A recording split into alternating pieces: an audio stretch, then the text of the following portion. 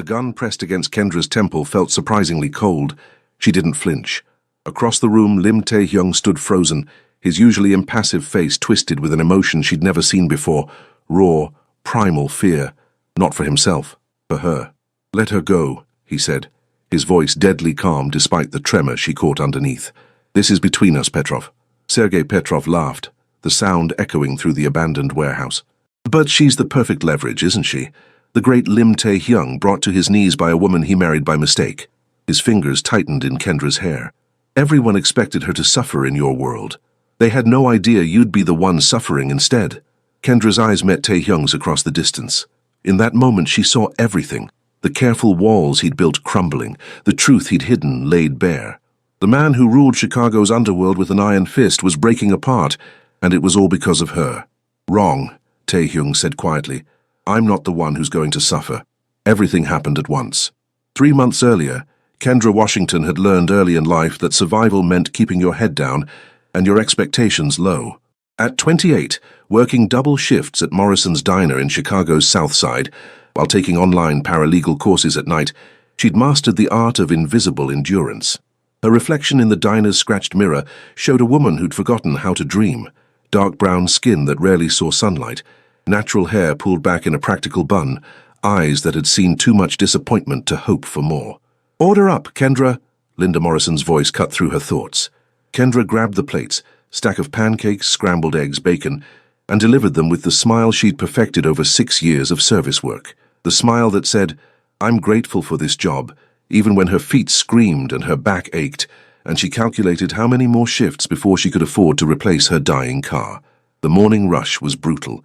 Kendra moved through it mechanically, refilling coffee, taking orders, dodging wandering hands from men who thought a waitress was part of the menu. By noon, she was running on fumes and the bitter dregs of her 4th cup of coffee. That's when he walked in. Kendra noticed him immediately. Everyone did. Lim Tae-hyung moved through the diner like he owned it, which, given his reputation, he probably could have if he wanted. 6 feet of lean muscle in a tailored black suit that cost more than Kendra made in 6 months, he radiated the kind of power that made people step aside without being asked. His face was striking, sharp cheekbones, intense dark eyes that missed nothing, black hair styled with casual perfection, but it was the aura around him that made Kendra's instincts scream danger. The way 3 men in equally expensive suits flanked him, the subtle bulge under one's jacket that suggested a weapon, the absolute silence that fell over the diner as he chose a booth in the corner. Everyone in Chicago knew who Lim Tae-hyung was, even if they pretended not to. Head of the Korean Mafia's Chicago operations, he controlled everything from the docks to half the city's real estate, laundering money through legitimate businesses while running an empire built on fear and loyalty. The newspapers called him a businessman. The streets knew better. "Kendra, you take that table," Linda hissed, her face pale. "And for God's sake, don't mess it up." Kendra's stomach dropped. "Why me?" "Because you're professional, and you don't gossip." Linda pushed the order pad into her hands. "And because I'm not getting anywhere near that man." Squaring her shoulders, Kendra approached the booth. 3 pairs of eyes tracked her movement. Tae-hyung's men assessing her for threats. Tae-hyung himself looked up from his phone, and Kendra felt the full force of his attention like a physical weight. "Good afternoon," she said, proud when her voice came out steady. "Can I start you with coffee?" "Americano." "Black." His voice was deep, accent barely detectable, 2nd generation probably with that perfect English. "And whatever your best breakfast is." "The Denver omelette is popular." "Fine." He dismissed her with a glance, returning to his phone. Kendra should have been relieved. Instead, she felt oddly irritated. She'd waited on plenty of rich men who treated her like furniture, but something about Lim Tae-hyung's casual dismissal stung more than usual. She brought his coffee, set it down carefully. "Your food will be up shortly." He didn't look up. Kendra was turning away when the diner door burst open. A woman stormed in, beautiful, Korean, dripping with designer labels and fury. She made a beeline for Tae-hyung's booth, her voice rising in rapid Korean that Kendra didn't understand but recognized as an argument. Nicole Butler. Kendra had seen her picture in the society pages, tech heiress, philanthropist, and apparently Tae-hyung's fiancée. The confrontation escalated. Nicole's voice got louder. Tae-hyung remained seated, his expression carved from stone, but Kendra saw his jaw tighten. One of his men stepped forward, trying to calm Nicole, but she shoved past him. "You think you can ignore me?" Nicole switched to English, her accent crisp and educated. My father won't tolerate this disrespect. The engagement is off, Tae-hyung. You can find another way to secure your precious alliance. She turned on her designer heel and swept out, leaving a silence heavy with implications. Kendra busied herself wiping down a nearby table, trying not to eavesdrop. She failed. One of Tae-hyung's men, younger with nervous energy, leaned forward. Boss, if the Butler alliance falls through, it won't. Tae-hyung's voice was cold. Notify Attorney Bell. We proceed as planned. But sir, Miss Butler just... I heard her. Tae-hyung stood, buttoning his suit jacket. The engagement isn't off. It's simply being renegotiated.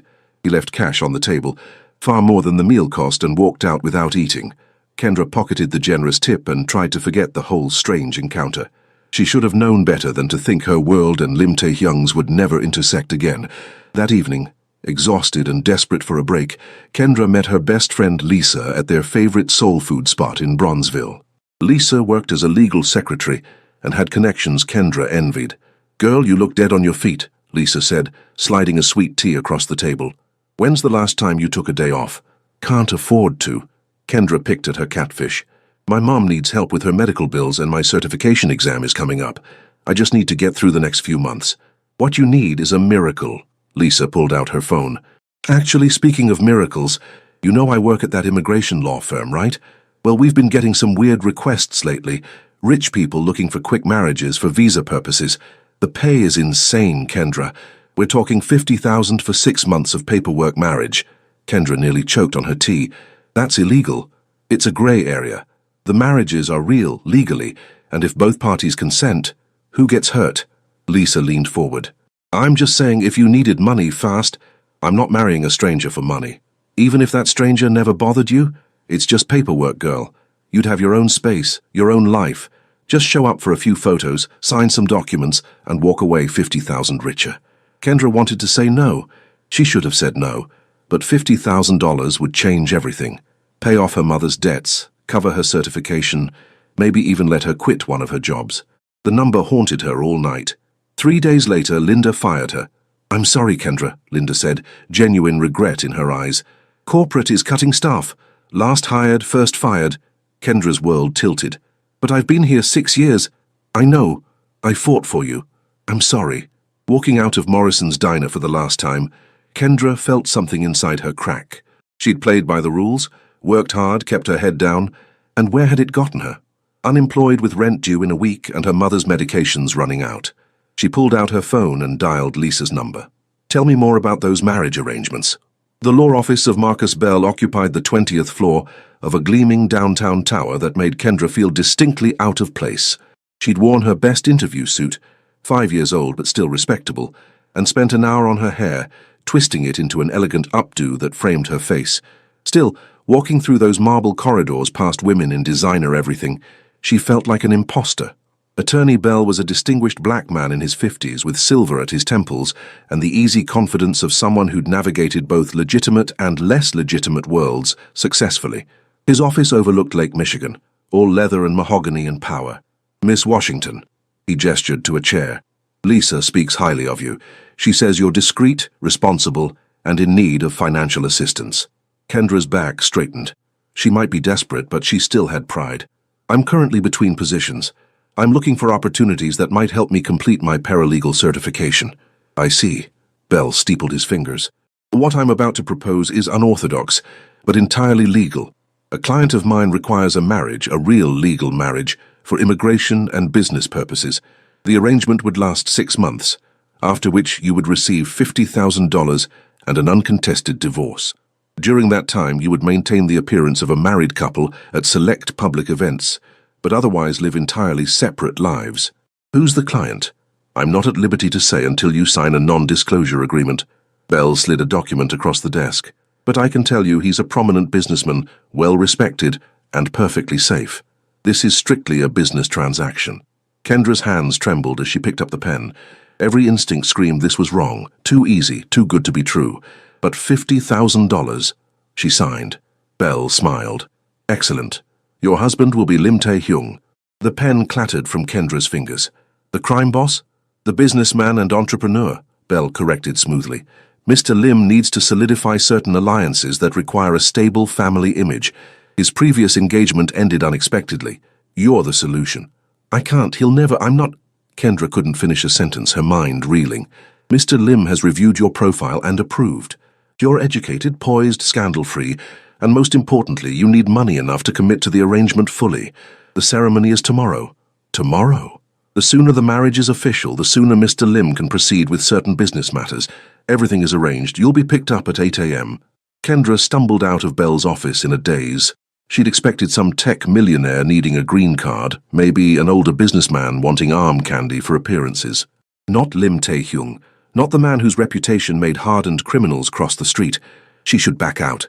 She should run. But she didn't. The next morning, a black Mercedes arrived precisely at 8. The driver, one of Tae-hyung's men she recognized from the diner, opened the door without speaking. Kendra climbed in, wearing a simple white dress Lisa had helped her find, her natural hair styled in soft curls that took 3 hours and a YouTube tutorial. Her hands wouldn't stop shaking. The city clerk's office was quiet, arranged for a private ceremony. Tae-hyung stood by the window, his back to her, talking on his phone in rapid Korean. When he turned, Kendra's breath caught. He wore a charcoal suit, perfectly tailored, with a white shirt open at the collar. In the morning light he was devastating, beautiful in that dangerous way that made smart women stupid. But his eyes, when they swept over her, held all the warmth of a business appraisal. "Miss Washington," he ended his call, "you look appropriate." Appropriate. Kendra's jaw tightened. "Thank you, you look present." Something flickered in his eyes. Surprise? Amusement? But his expression remained neutral. "Let's proceed. I have a meeting at 10. The ceremony lasted 7 minutes. Kendra heard herself repeat vows, felt Tae-hyung's fingers, surprisingly warm, slide a platinum band onto her hand. When the clerk pronounced them married, Tae-hyung's kiss was brief, perfunctory, his lips barely brushing hers, but even that fleeting contact sent electricity through her body, leaving her shaken. "We need photos for documentation," Attorney Bell said, appearing with a photographer. For 20 minutes, Kendra stood beside her new husband while cameras clicked. Tae-hyung's arm around her waist was professional, his smile for the photos perfectly calibrated. They looked, she thought bitterly, like the perfect couple. No one would guess she didn't know his favorite color, his birthday, whether he liked coffee or tea. Wait, she did know. Americano. Black. "There's a gathering tonight," Tae-hyung said as the photographer packed up. "Business associates who need to meet my wife. Ahn Shi-woo will collect you at 7. Wear something elegant, but not ostentatious." "I don't have—" Kendra started, but he was already walking away, phone to his ear. "A stylist will visit you this afternoon," Bell interjected smoothly. "Everything you need will be provided. Your belongings are being moved to Mr. Lim's penthouse as we speak." "My belongings? I didn't agree to—" "Page 7 of the contract. You'll reside at Mr. Lim's primary residence for the duration of the marriage to maintain appearances. You'll have your own suite, complete privacy." Kendra wanted to scream. Instead, she nodded, because that's what she did. Survived, adapted, endured. The penthouse was obscene, floor-to-ceiling windows overlooking the city, minimalist furniture that probably cost more than her entire childhood home, art on the walls that Kendra recognized from her art history elective. A housekeeper named Mrs. Chen showed her to her suite. Bedroom, bathroom, and sitting room, all bigger than her old apartment. "Mr. Lim is rarely home," Mrs. Chen said in accented English. "He works late, sleeps little. You won't see him much." Good, Kendra thought. Perfect. The stylist arrived with racks of designer dresses. Kendra chose a deep emerald gown that complemented her skin tone, elegant without screaming, "Look at me." The stylist did her makeup, emphasizing her high cheekbones, her full lips, and styled her hair in an updo with delicate curls framing her face. Looking in the mirror, Kendra barely recognized herself. She looked like she belonged in Tae-hyung's world. It was a lie, but a convincing one. Ahn Shi-woo, the nervous young man from the diner, collected her at 7 sharp. "You look beautiful, Mrs. Lim," he said respectfully. Mrs. Lim. The name felt foreign, dangerous. The gathering was at an exclusive restaurant, top floor reserved for Tae-hyung's guests. Kendra walked in on Shi-woo's arm, aware of every eye turning toward her.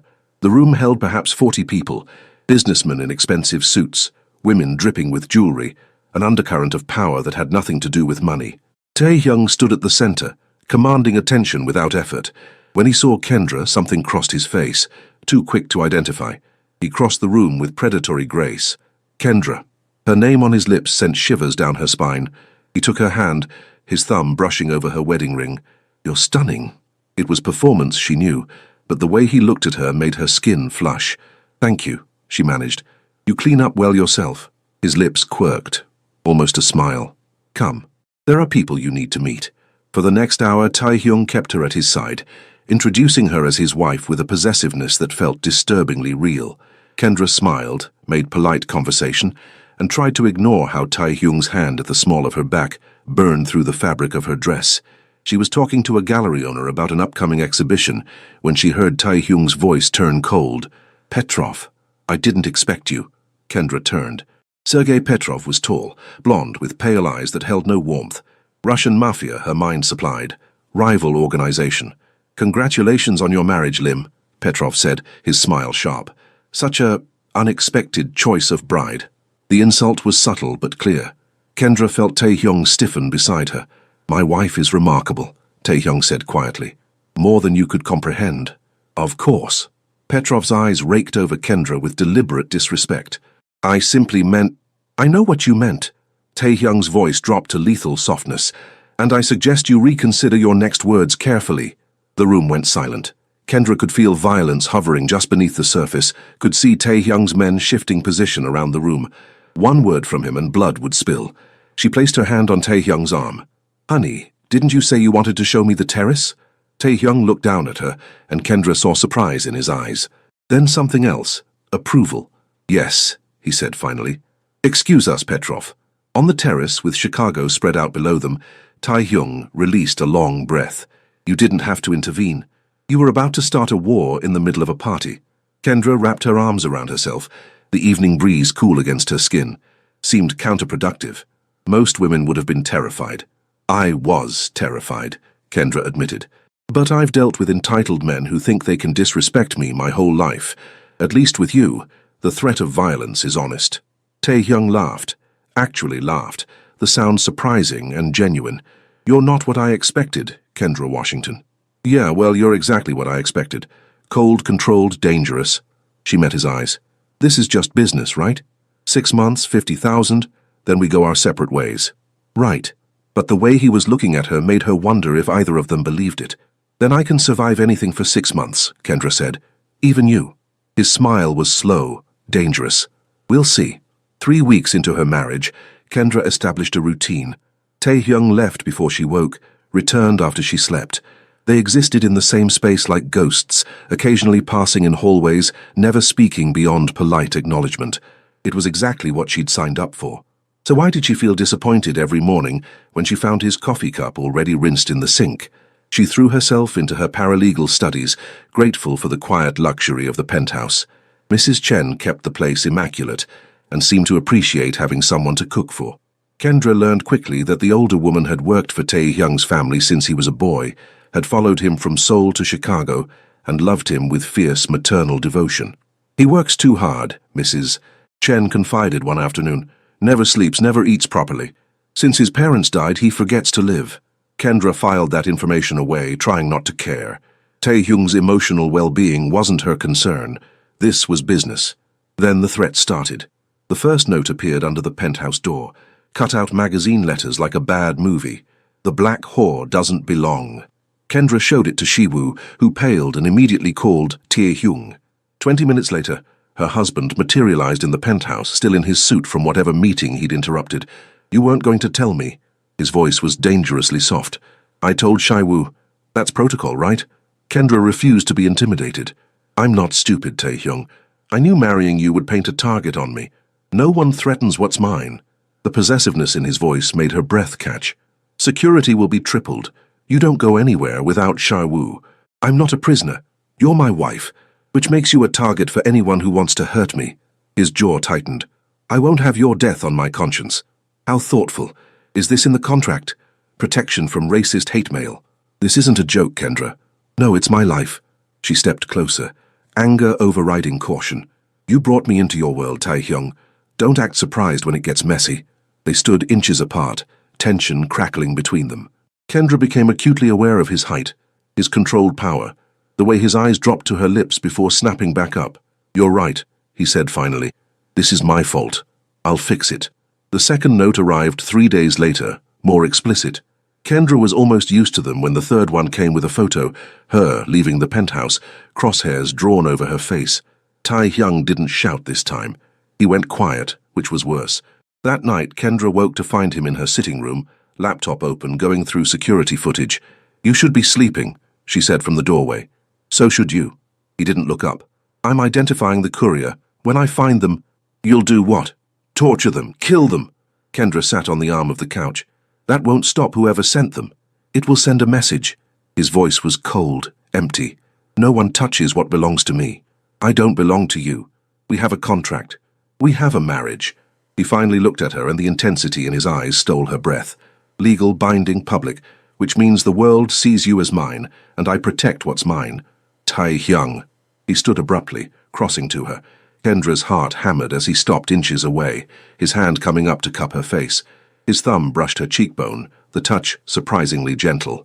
"Someone wants to hurt you to hurt me," he said quietly. "They've miscalculated. I don't care enough about anything to be hurt, except..." He seemed to catch himself. "This marriage is a business arrangement, but I won't let you be harmed, not while you wear my ring." Kendra's hand covered his before she could stop herself. "I'm not afraid." "You should be." But he didn't move away. The moment stretched, heavy with things neither could say. Then Tae-hyung's phone buzzed. He stepped back, the connection broken. "Shi-woo found the courier," he said, all business again. "I need to handle this."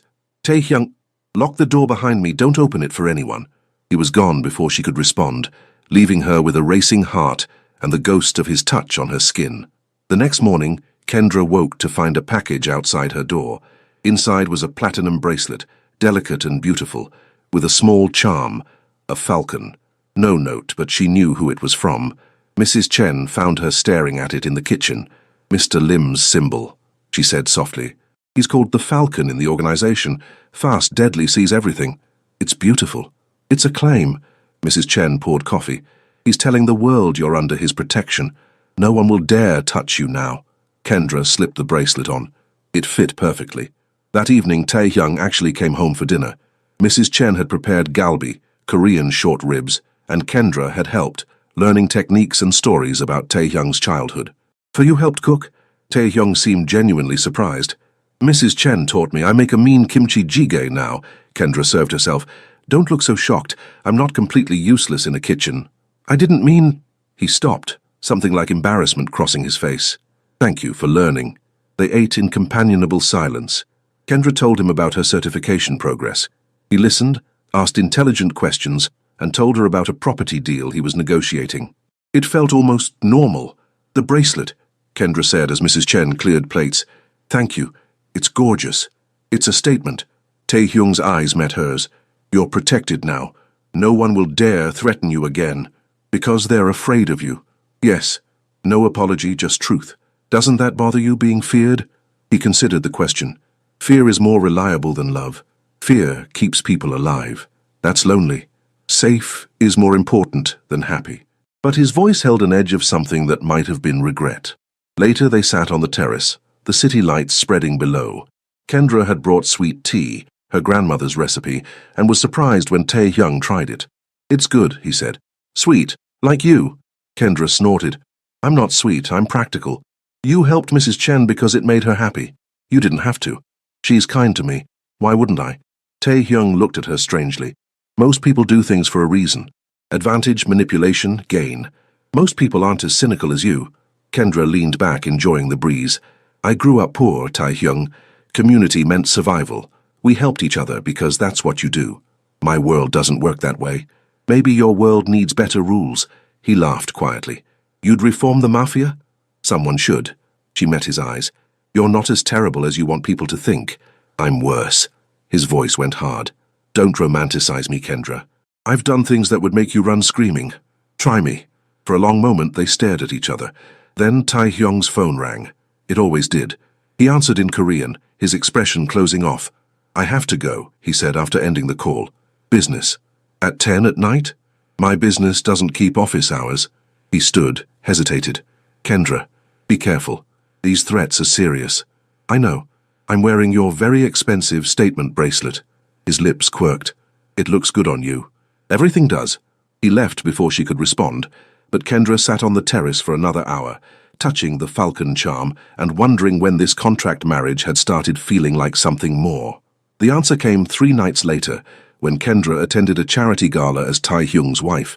She wore red, a bold choice, a dress that hugged her curves and made her feel powerful. When Tae-hyung saw her, he stopped mid-sentence, his eyes darkening. "Beautiful," he murmured, offering his arm. "You'll be the most stunning woman there." The gala was a glittering affair, Chicago's elite pretending their wealth absolved them of sin. Kendra smiled, made conversation, and tried to ignore how Tae-hyung's hand never left her waist, how he introduced her with unmistakable pride. "Your husband is very protective," a society matron observed. "He hasn't taken his eyes off you all evening." Kendra glanced across the room. Sure enough, Tae-hyung was watching her even as he spoke with business associates, his gaze tracking her every movement. Then Nicole Butler appeared.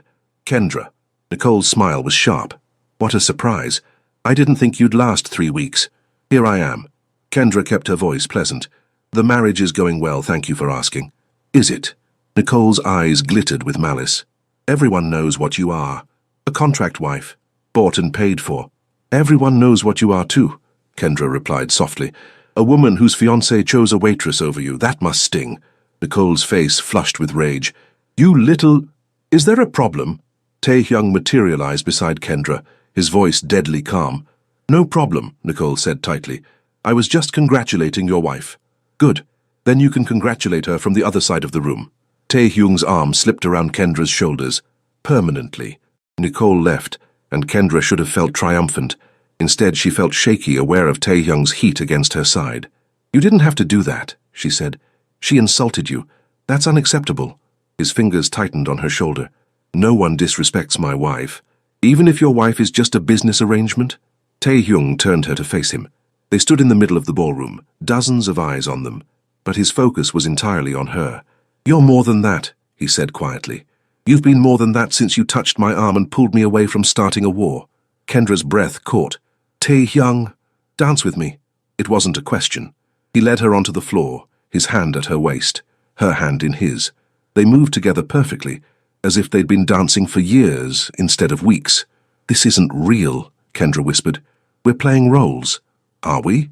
His eyes searched hers. "Because this feels fairly real to me." The music swelled. Tae-hyung pulled her closer, until they were pressed together, until Kendra could feel his heartbeat against hers. Around them, the world blurred. There was only this, his hands, her breath, the dangerous feeling taking root in her chest. When the song ended, Tae-hyung didn't release her. Instead, he leaned down, his lips brushing her ear. "I told myself this was business," he murmured. "I'm not sure I believe that anymore." Before Kendra could respond, gunfire shattered the windows. The world exploded into chaos. Tae-hyung shoved Kendra to the floor, his body covering hers as glass rained down. More gunfire, staccato bursts that sent the gala attendees screaming and scrambling. Kendra's ears rang, her heart hammering against her ribs. "Stay down," Tae-hyung ordered, already moving. He had a gun. Where had that come from? And was barking orders in Korean to his men who materialized like smoke, weapons drawn. Kendra's training kicked in, the self-defense classes her mother had insisted on, the survival instincts honed from years in rough neighborhoods. She crawled behind an overturned table, scanning for exits. Another burst of gunfire, closer this time. Someone screamed. Then she saw him. Kwon Dong-wook, Tae-hyung's second-in-command, bleeding from a shoulder wound, trying to reach cover. 3 men in black masks advancing on him, weapons raised. Kendra didn't think. She grabbed a champagne bottle from the floor and threw it with all her strength. It caught one attacker in the head, distracting them long enough for Dong-wook to return fire. The masked men scattered. "Get to safety," Dong-wook shouted at her. But Kendra was already moving toward him, pulling off her shawl to press against his wound. "You're bleeding. Mrs. Lim, you need to..." "Shut up and let me help." Tae-hyung appeared like an avenging angel, his face a mask of cold fury. "Kendra, what the hell?" "He's hurt." She kept pressure on Dong-wook's wound, her hands steady despite her racing heart. "We need to get him to a hospital." The gunfire was dying down.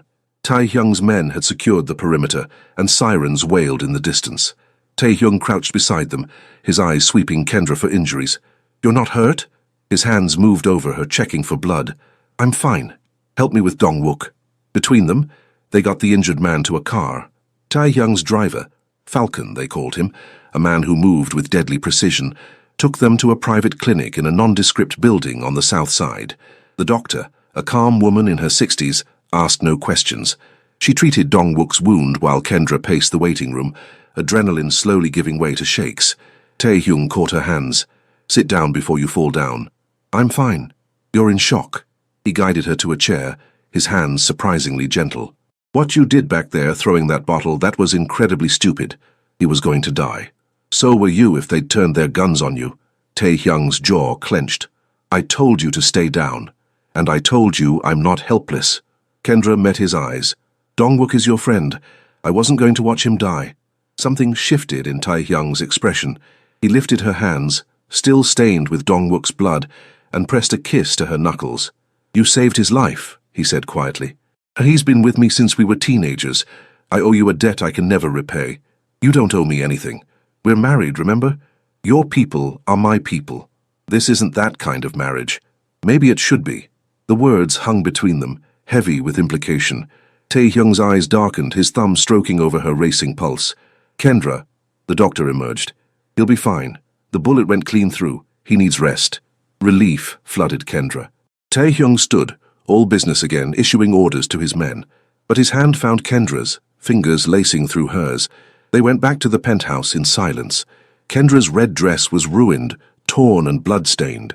She showered, scrubbing Dong-wook's blood from her skin, trying not to think about how close they'd all come to dying. When she emerged in her robe, Tae-hyung was in her sitting room again, a tumbler of whiskey in his hand. He'd changed into black slacks and a white shirt, the sleeves rolled up, revealing surprisingly muscled forearms. He looked exhausted, the control he usually wore like armor cracking at the edges. You should sleep, Kendra said softly. Can't. He took a long drink. Every time I close my eyes, I see you on that floor with bullets flying. Kendra sat beside him on the couch, close enough that their shoulders touched. But I'm fine. We're both fine. This time, his voice was rough. The attack was aimed at me, Kendra. Everyone in that ballroom was collateral damage. He broke off, his hand clenching on the glass. I can't protect you from my world. I was a fool to think I could. So what are you saying? You want to end the marriage early? I'm saying you should run. Take the 50,000 and disappear before someone uses you to destroy me. Kendra took the whiskey from his hand and set it aside. Then she turned to face him fully, one hand on his chest, feeling his heart race. I'm not running, she said. I signed a contract for 6 months. You're stuck with me. Kendra, besides, you said I'm more than a contract wife. Or were you lying? Tae-hyung's eyes searched hers. I've never lied to you, not once. Then prove it. She didn't know who moved first. Suddenly his hands were in her hair, her mouth on his. 6 weeks of denial and attraction exploding into desperate need. Tae-hyung kissed like he did everything, with absolute focus and devastating skill. His tongue swept against hers, his hands gripping her waist, pulling her against him until there was no space between them. Kendra had been kissed before. This wasn't kissing, this was claiming, consuming, a fire that threatened to burn them both alive. When they finally broke apart, both breathing hard, Tae-hyung pressed his forehead to hers. This changes everything, he said. I know. We can't go back to business arrangement. I don't want to. Kendra's hands fisted in his shirt. I haven't wanted to for weeks. You make me weak. His voice was anguished. In my world, weakness is death. Then maybe you're in the wrong world. It's the only world I know. Kendra pulled back enough to meet his eyes. Teach me. Show me your world, all of it. The good, the bad, the ugly. Let me decide if I can handle it. And if you can't, then I'll walk away. But give me the choice, Tae-hyung. Stop deciding for me. He studied her face, and Kendra saw the moment he surrendered. You want the truth? The real truth about who I am and what I do? Yes. Then come with me. He took her to his study, unlocked a wall safe she hadn't known existed. Inside were documents, photos, evidence of every illegal activity his organization ran. Money laundering, smuggling, extortion, all laid bare. This is who I am, Tae-hyung said, his voice flat. The Falcon. Leader of the Baiko. I've killed men who threatened my territory. I've destroyed families who challenged me. I'm not a good man, Kendra. I'm barely a man at all. Kendra looked through the documents, her paralegal training allowing her to understand the scope of his empire. It was vast, intricate, built on violence and blood. Why show me this? She asked finally.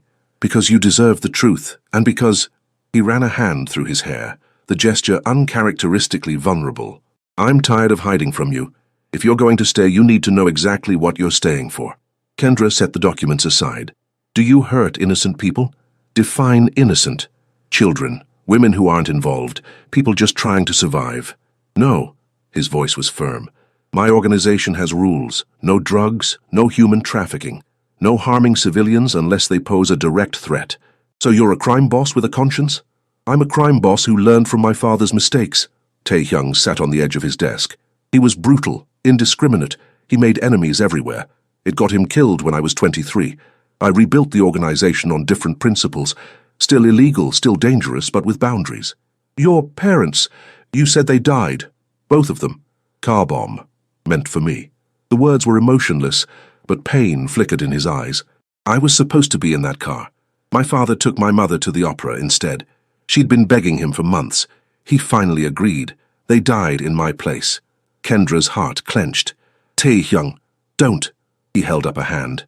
Don't pity me. I made my choices. I stayed in this life knowing the cost. That doesn't mean you don't deserve compassion. He laughed bitterly. Compassion. From my contract wife, who I've dragged into hell. Kendra crossed to him, standing between his legs, her hands on his shoulders. Stop calling me that, contract wife, like I'm some paid actress. Aren't you?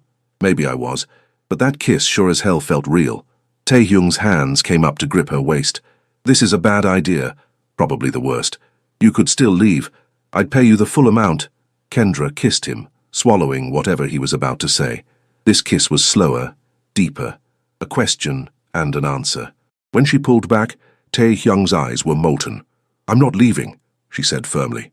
Not tonight. Not in 6 months. Not until you physically drag me out. Kendra, I know what I'm signing up for. Your world, your enemies, your ghosts, all of it. And I'm choosing to stay. Why? It was the most vulnerable she'd ever heard him. Kendra cupped his face, feeling the tension in his jaw. Because somewhere between the diner and tonight, I fell for you. The real you. Not the falcon, not the crime boss. The man who drinks his coffee black and works too hard and protects people he cares about with everything he has. She smiled softly. That man is worth staying for. Tae-hyung kissed her then, pulling her onto his lap, his hands tangling in her hair. I don't deserve you, he murmured against her lips. Good thing I don't care what you deserve. They made love on his desk, desperate and intense, 6 weeks of denial finally breaking. Afterward, Tae-hyung carried her to his bedroom, not her suite, his, and they lay tangled together, skin against skin. The attack tonight, Kendra said as dawn started to color the sky. Was it Petrov? Probably. He's been trying to take over my territory for months. Attacking the gala sends a message. Tae-hyung's fingers traced patterns on her back. I'll handle it. How? Better you don't know. Tae-hyung, I just showed you everything, Kendra. Let me keep some of the darkness away from you. She understood. There were lines even she didn't want to cross, realities she couldn't bear knowing. Just be careful. Always. He kissed her forehead. Sleep. We both need it. But as Kendra drifted off in his arms, she couldn't shake the feeling that something worse was coming. The attack had been too public, too bold. Someone was making a move, and she was right. The morning brought clarity and complications. Kendra woke in Tae-hyung's arms to find Shi-woo in the doorway, his face pale with urgency. Boss, we have a problem. Within minutes, they were dressed and in Tae-hyung's war room, a secure space in the penthouse Kendra hadn't known existed. Dong-wook was there despite his injury, along with several other high-ranking members of the organization. On the screen was a video. Petrov, standing in what looked like a warehouse. Lim Tae-hyung, Petrov's voice echoed from the speakers. Your attack on my men last month was a mistake. This marriage to that black girl, another mistake. You're weak now, predictable.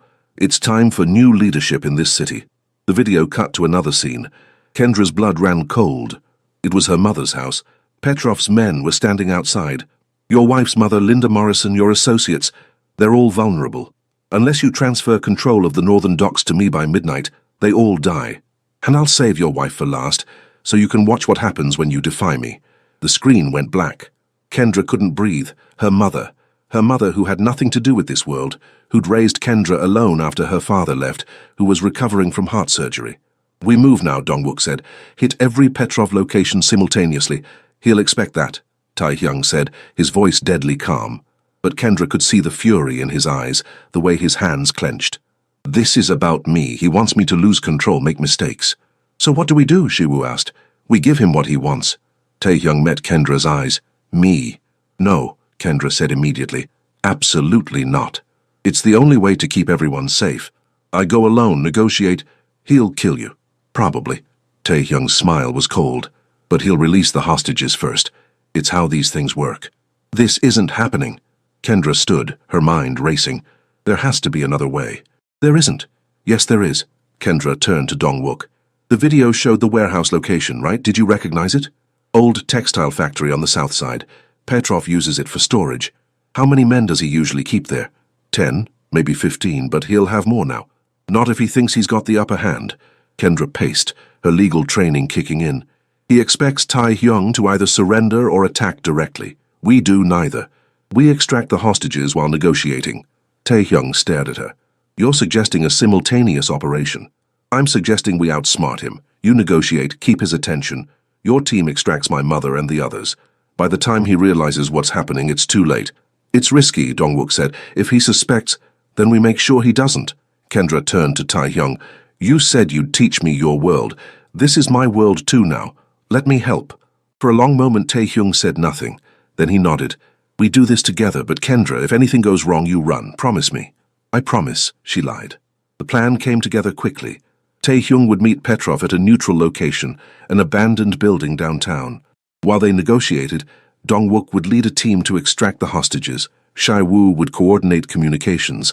And Kendra, despite Tae-hyung's protests, would be in the van as backup, her paralegal knowledge useful for navigating the legal implications if things went sideways. This is insane, Attorney Bell said when they briefed him. If Petrov discovers the extraction, he won't, Tae-hyung said coldly.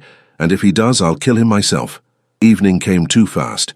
Kendra dressed in black tactical gear that Shiwoo provided, her hands surprisingly steady. Tae-hyung pulled her aside before they left. If this goes wrong, he started. It won't. If it does, I need you to know. He cupped her face, his thumb brushing her cheek. These past weeks with you have been the most real thing in my life. I don't regret any of it. Don't talk like you're saying goodbye. Kendra kissed him, pouring everything she felt into it. We're both walking away from this. Together. Together, he echoed, but his eyes held doubt. The extraction team moved first.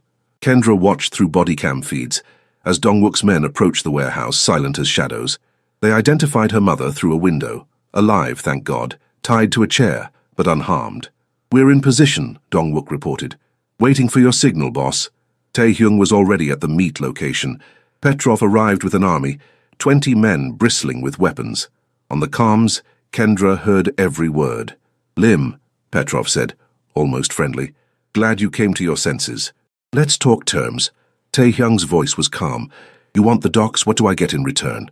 Your wife's mother lives. Maybe your wife too, if she's learned to behave. Not good enough. I want guarantees, documentation, proof of life for all hostages. You're not in a position to negotiate, then we're done here. Tae-hyung turned to leave. Wait, Petrov's voice sharpened. Fine, I'll show you the hostages are alive, but then you sign over the docks. No more games. While Petrov was focused on Tae-hyung, Dong-wook's team moved. Kendra watched, her heart in her throat as they breached the warehouse. Silent takedowns of guards, her mother being untied, helped to her feet. Linda Morrison, looking terrified but unharmed. Package secured, Dong-wook reported, moving to extraction point. Kendra exhaled. Tae-hyung, they're safe. Get out of there. But before Tae-hyung could respond, gunfire erupted. Petrov's men were firing, not at the warehouse but at Tae-hyung's location. Betrayal. Petrov had never intended to negotiate. It's a trap, Shiwoo shouted. Boss, get out! On the camera feeds, Kendra watched in horror as Tae-hyung dove for cover, returning fire. His men engaged Petrov's forces, but they were outnumbered, and Petrov himself was advancing on Tae-hyung's position. We need to help him, Kendra said, already moving. Mrs. Lim, you promised to stay here. That was before they started shooting. Kendra grabbed a weapon, just a handgun, but she knew how to use it. I'm not letting him die. She was out of the van before Shai-woo could stop her, running toward the sound of gunfire. Her paralegal training hadn't prepared her for this, but growing up in the South Side had. She knew these streets, knew how to move through shadows, knew survival. She found Tae-hyung pinned down behind a car, blood seeping from his shoulder. Petrov and 3 men were advancing, weapons raised. Kendra didn't think. She fired, taking down one of Petrov's men. The distraction gave Tae-hyung time to eliminate another, but Petrov himself reached them, grabbing Kendra, his gun to her head. "Drop your weapon, Lim," Petrov snarled, "or I paint the street with her brains." That's when everything led to the hook. Tae-hyung, standing frozen, face twisted with fear. Kendra meeting his eyes, seeing everything they'd built together about to shatter. "Let her go," Tae-hyung said again. "This is between us, Petrov." "But she's the perfect leverage, isn't she?" The great Lim Tae-hyung, brought to his knees by a woman he married by mistake. Petrov's fingers tightened in Kendra's hair. "Everyone expected her to suffer in your world. They had no idea you'd be the one suffering instead." Kendra's mind raced. She felt Petrov's grip, calculated angles, remembered every self-defense move she'd ever learned. She met Tae-hyung's eyes and mouthed, "Trust me." Then she slammed her head back into Petrov's face. The Russian's grip loosened just enough. Kendra dropped, rolled, and Tae-hyung fired. 3 shots, center mass. Petrov went down. Silence fell. Then sirens, Tae-hyung's men securing the area. Dong-wook reporting all hostages safe. Kendra stayed on the ground, adrenaline crashing until Tae-hyung pulled her up and into his arms. "You promised to run," he said, his voice breaking. "I lied." Kendra clung to him, feeling his heart race. "I told you. I'm not leaving you. You could have died. So could you. That's what love is, isn't it? Choosing someone even when it's dangerous." Tae-hyung pulled back, his eyes searching hers. "Love? Yeah." Kendra smiled despite her tears. "Turns out this contract wife fell for her contract husband. Inconvenient, I know." "Inconvenient," he echoed. Then he was kissing her, desperate and relieved, and full of everything they'd both been too afraid to say. Around them, his men politely looked away. Dong-wook was grinning. Even injured, Tae-hyung was smiling against Kendra's lips. "I love you," he said when they finally broke apart. "Not the contract, not the arrangement. You." Kendra Washington, who threw a champagne bottle at armed men and headbutted a Russian mobster. "You're absolutely insane, and I love you." Lim Tae-hyung, ruthless crime boss who makes really good coffee and protects everyone he loves even when it destroys him. Kendra kissed him again. "I love you too." Later, at the hospital where they both received treatment for minor injuries, Kendra's mother was waiting. Linda Morrison took one look at her daughter and Tae-hyung and shook her head. "So this is the man you married without telling me?" "It's complicated, Mama." "Uncomplicate it then." So Kendra did. She told her mother everything, the contract, the threats, the attack, the love that had grown despite impossible odds. When she finished, Linda turned to Tae-hyung. "You love my daughter?" "More than my own life," Tae-hyung said without hesitation. "And you'll protect her, even from your own world. I'll do everything in my power to keep her safe, but—" He met Linda's eyes. "I can't promise safety. My world is dangerous, I won't lie about that." Linda studied him for a long moment, then she nodded. "At least you're honest. That's more than her daddy ever was." She turned to Kendra. "You sure about this, baby?" "More sure than I've ever been about anything." "Then you have my blessing, but if you hurt her—" "I won't," Tae-hyung said. "I promise you that." In the weeks that followed, things shifted. Petrov's death left a power vacuum that Tae-hyung filled, consolidating control. But he did it differently, negotiating instead of warring, building alliances instead of demanding submission. Kendra was beside him, learning the business, using her legal knowledge to clean up operations, finding ways to transition toward legitimacy. It wouldn't happen overnight, but it was possible. The threats stopped. Kendra's mother recovered fully, even developed a fondness for Mrs. Chen, the 2 women bonding over their shared exasperation with Tae-hyung's workaholic tendencies. Dong-wook healed, joking that he owed Kendra his life. Shiwoo started dating a teacher he'd met at one of Kendra's charity events. Life, impossibly, became almost normal. 6 months after their contract marriage began, Kendra and Tae-hyung sat on the penthouse terrace, watching the sunset paint Chicago gold and crimson. "The contract ends today," Tae-hyung said quietly. "You're free to leave. I'll transfer the full payment. Keep it." Kendra laced her fingers through his. "I'm not going anywhere." "You could. You don't owe me anything." "I know." She turned to face him. "But I choose to stay. Not for money, not for a contract, because I love you, and this is where I belong." Tae-hyung pulled a small box from his pocket.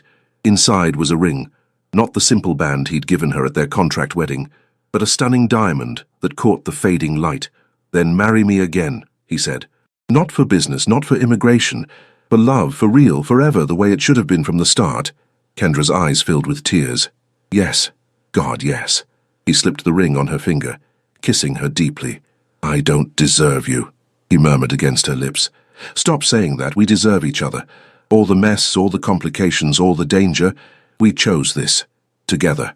Together," he agreed.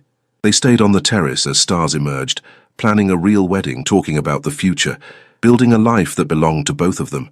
The contract that brought them together had expired, but what they'd built, through threats and gunfire, through fear and hope, through a love that refused to be contained by paperwork, that would last forever. Kendra Washington had learned early in life that survival meant keeping expectations low. But Lim Tae-hyung had taught her something different. Sometimes survival meant believing you deserved more, demanding more, fighting for more. And love? Love was worth any price, any danger, any obstacle. After marrying the ruthless Korean Mafia boss by mistake, everyone expected the black girl to suffer, Kendra said softly.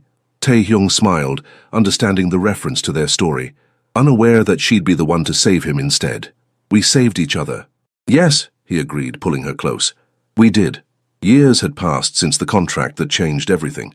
Kendra stood in the kitchen of their new home, not the penthouse, but a house with a yard in a quiet neighborhood close to her mother's place.